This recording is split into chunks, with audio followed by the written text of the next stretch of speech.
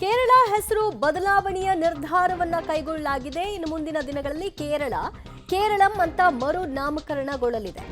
ಕೇಂದ್ರ ಸಚಿವ ಸಂಪುಟ ಸಭೆಯಲ್ಲಿ ಈ ಕುರಿತಾಗಿ ನಿರ್ಧಾರವನ್ನ ತೆಗೆದುಕೊಳ್ಳಲಾಗಿದೆ. ಹೆಸರು ಬದಲಾವಣೆಗೆ ನಿರ್ಧಾರ ಕೈಗೊಂಡಿದೆ ಸಚಿವ ಸಂಪುಟ ಸಭೆಯಲ್ಲಿ. ಈಗ ಮುಂದಿನ ದಿನಗಳಲ್ಲಿ ಕೇರಳವನ್ನ ಕೇರಳಂ ಅಂತ ಕರೆಯಲ್ಪಡುತ್ತೆ.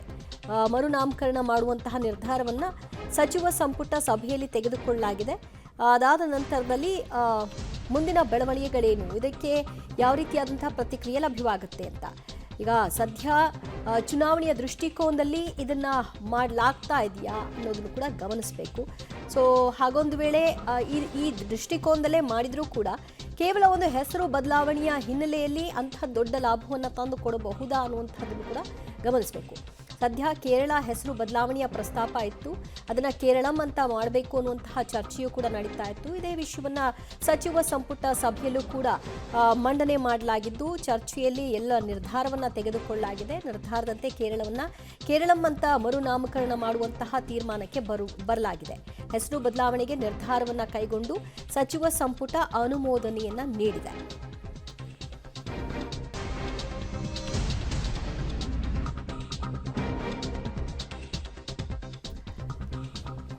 ಕೇಂದ್ರ ಸಚಿವ ಸಂಪುಟ ಸಭೆಯಲ್ಲಿ ಕೈಗೊಂಡಂತಹ ನಿರ್ಧಾರ ಇದು. ಕೇರಳ ಹೆಸರನ್ನ ಬದಲಾವಣೆ ಮಾಡಬೇಕು ಅನ್ನುವಂತಹ ಚರ್ಚೆ ಇತ್ತು.